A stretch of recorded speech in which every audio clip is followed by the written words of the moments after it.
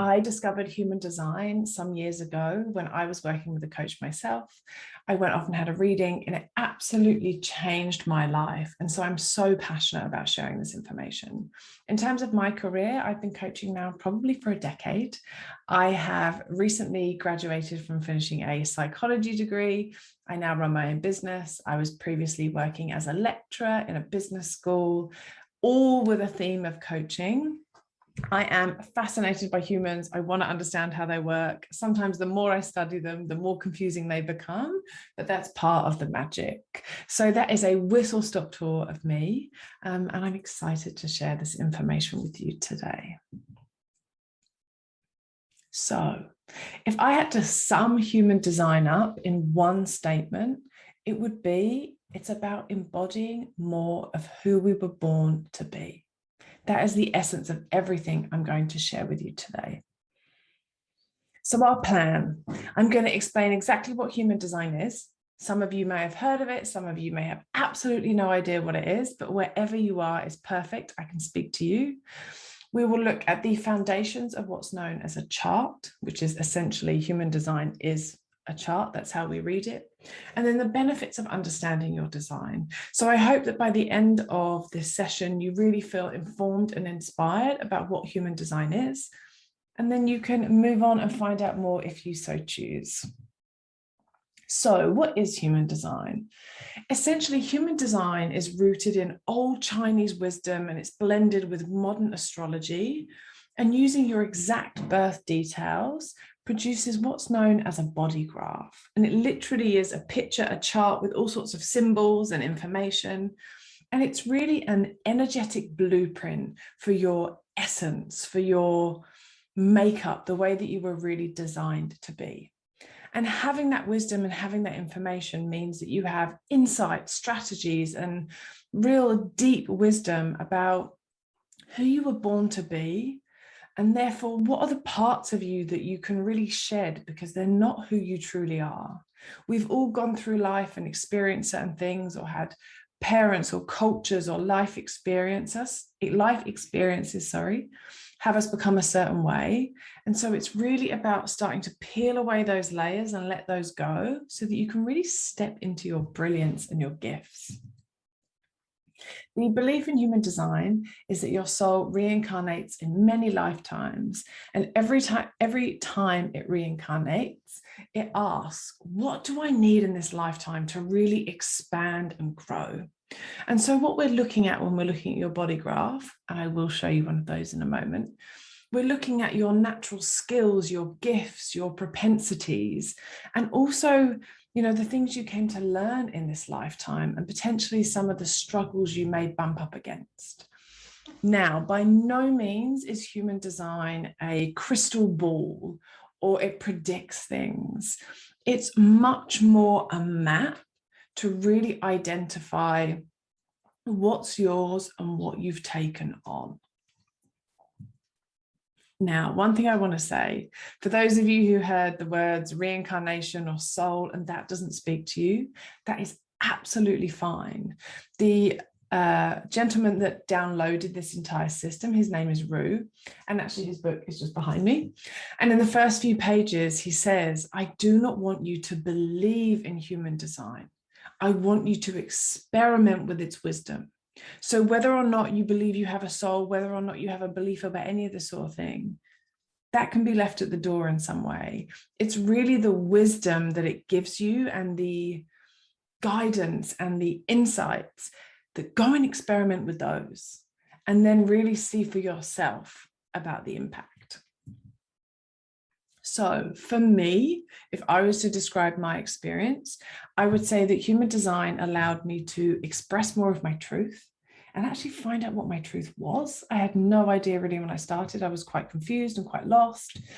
I've embraced the quirky bits of myself that I was denying previously.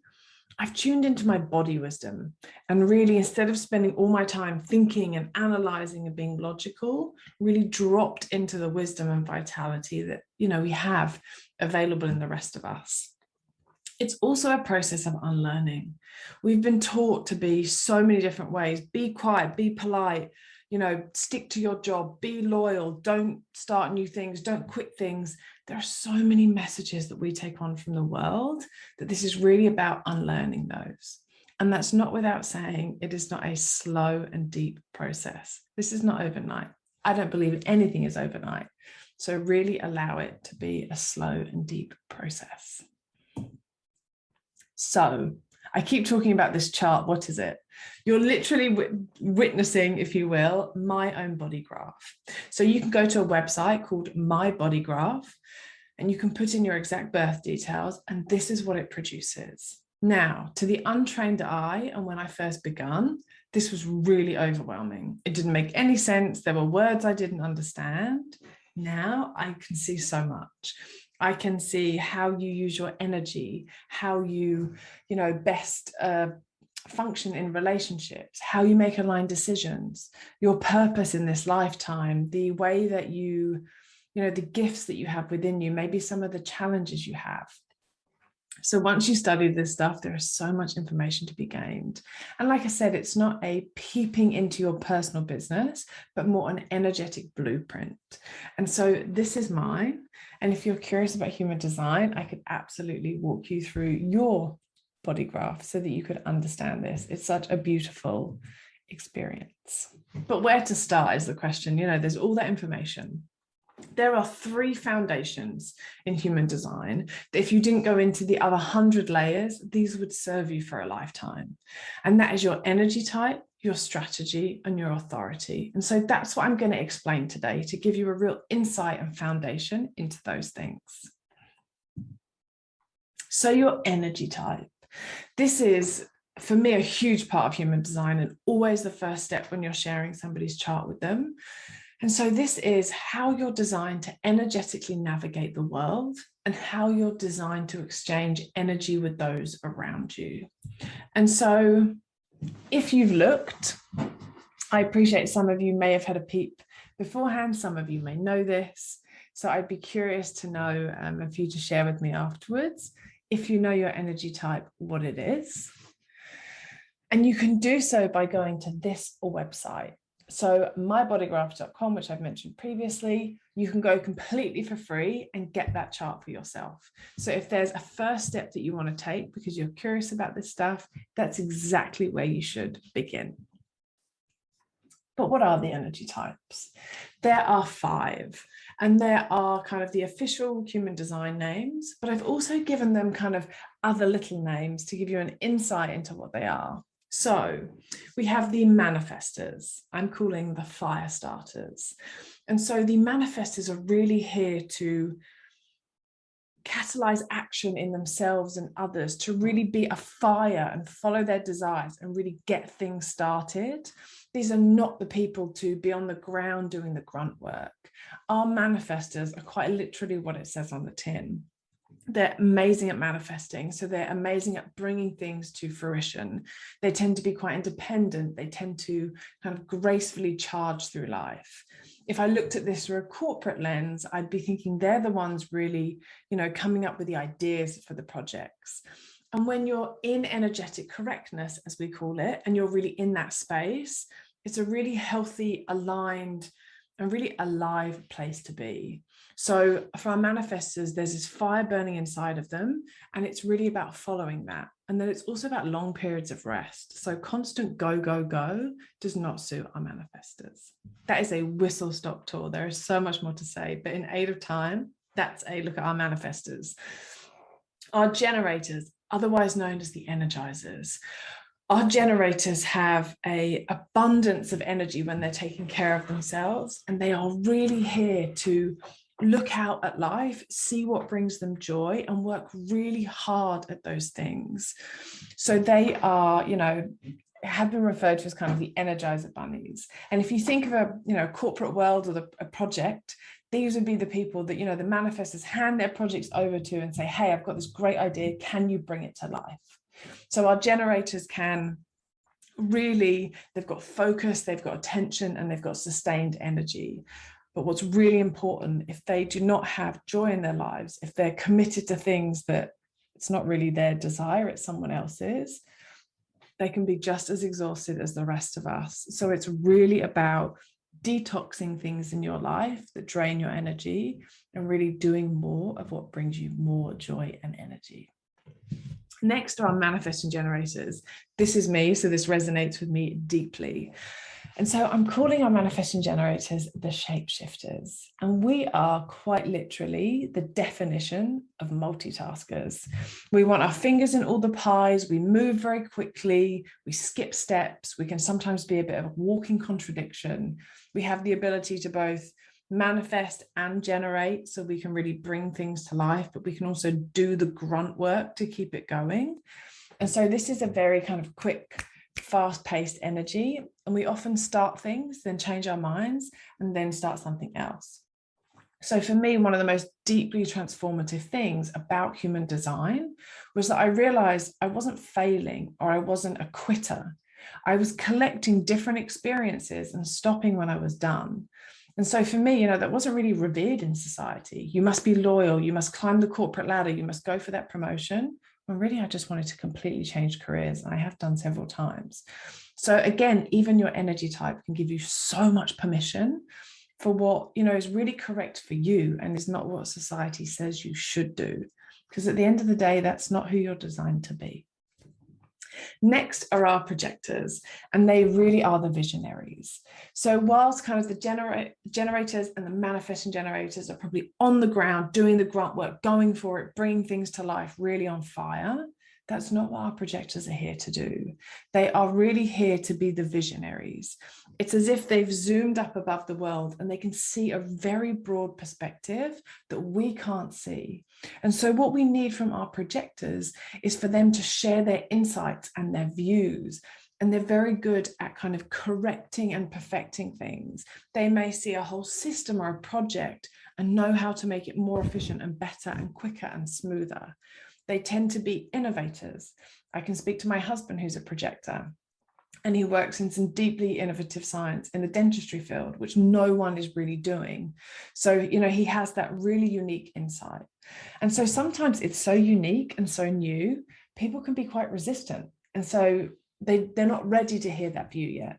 So, with each of these energy types, there's also, struggles or misconceptions amongst others about who we are. So again, understanding this can really help us take life less personally and really step into our power.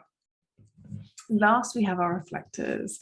Now, these are mystical, magical beings, and they are really only 1% of the population. So meeting a reflector is rare and unusual, and they really are, they're like this wide open energy. They are really inconsistent and magical, and they can morph into the environment that they're in, and they're like a mirror or a reflection of the health of those around them. In olden times, there would be a reflector at the center of a community, and they would really be almost like a gauge or a temperature check for the health of people around them. So it's really important for our reflectors that they rest a lot. Of all of the energy types, they are the ones that exhaust the easiest. So lots of rest, lots of self-care, and really reveling in almost spending a lifetime asking, who am I?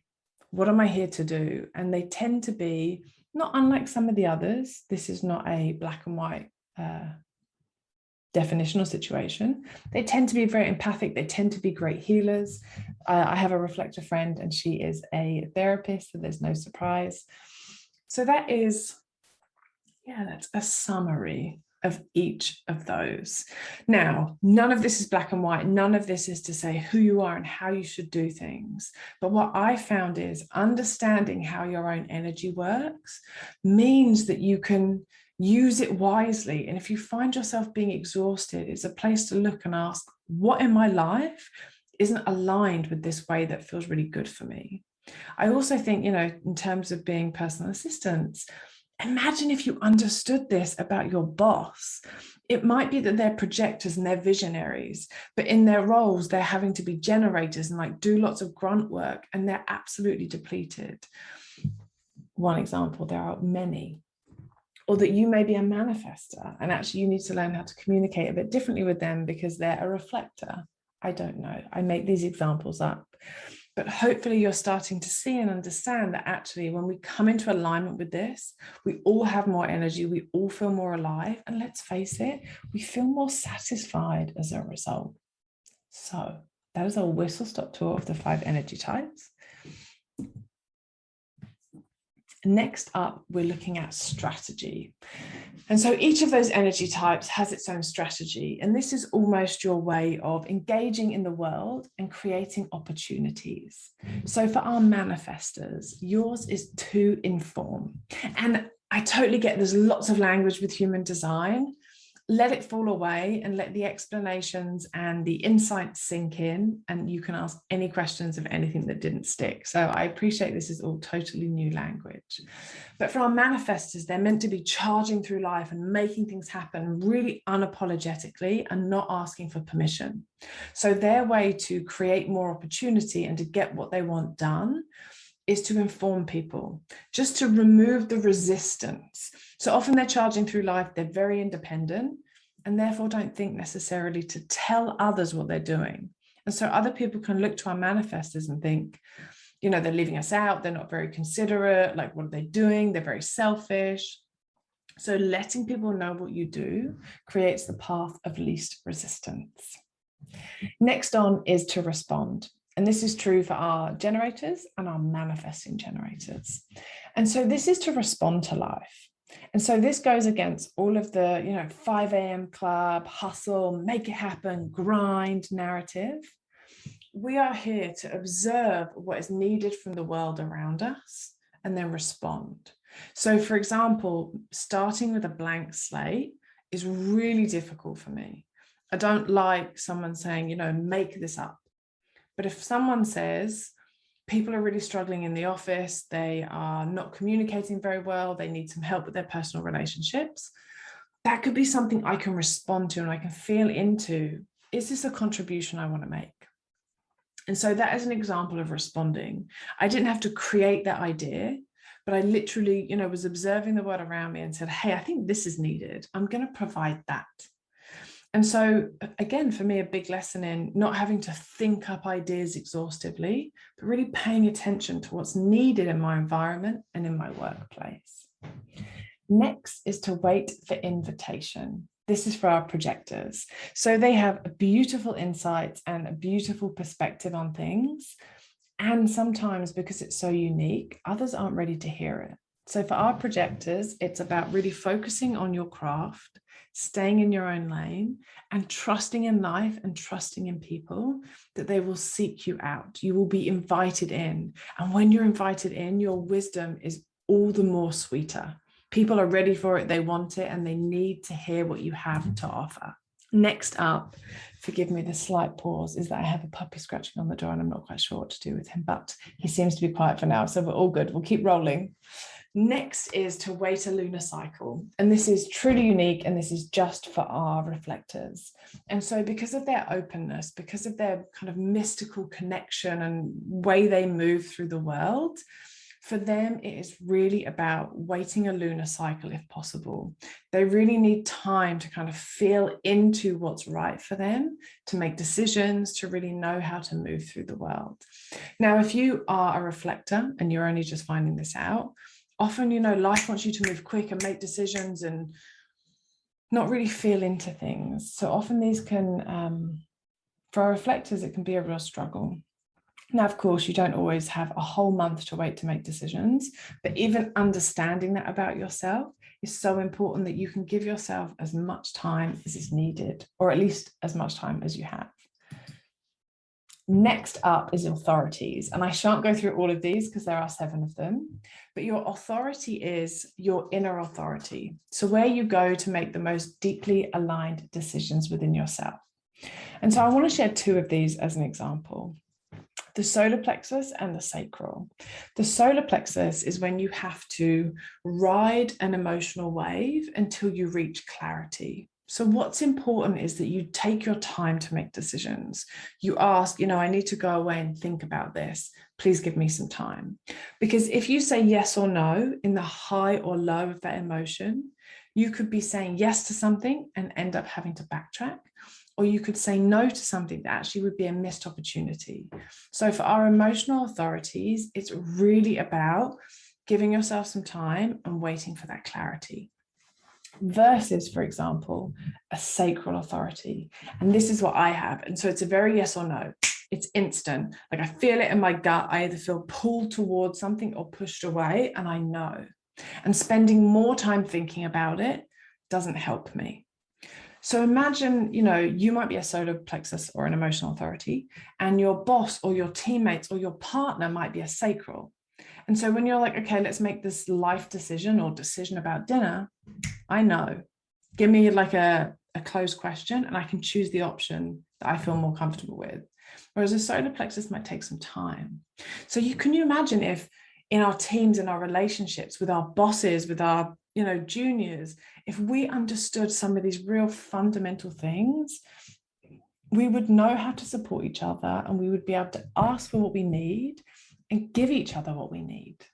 So there are more authorities, but in aid of time, they're just some examples to give you a sense of what they are and how they work.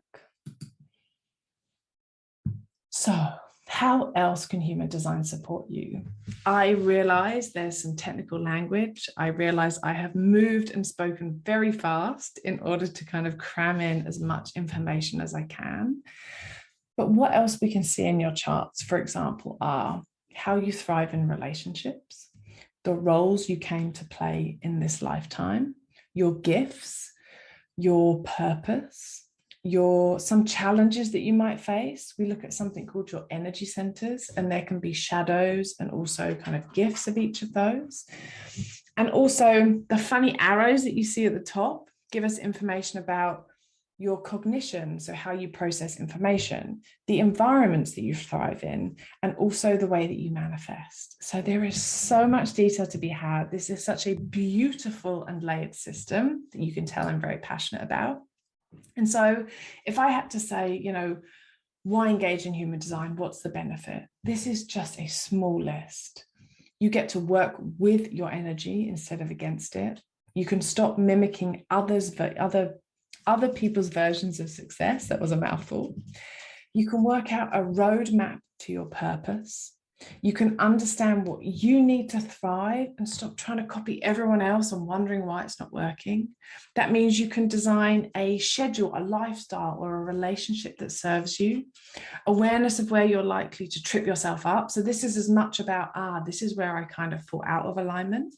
For me, I saw in my chart that I hated confrontation and truth. And so this has been a really deep experience of finding my voice, being willing to be confrontational, and it's made a huge difference to my life. What else? Understanding the challenges you're here to work through, taking it much less personally. It's not that life is against you. It's that you came in this lifetime to experience certain things with many different faces. This is not predictable per se, but, finding your voice and finding your truth, if that's something you struggle with, learning to combat that is such a huge gift.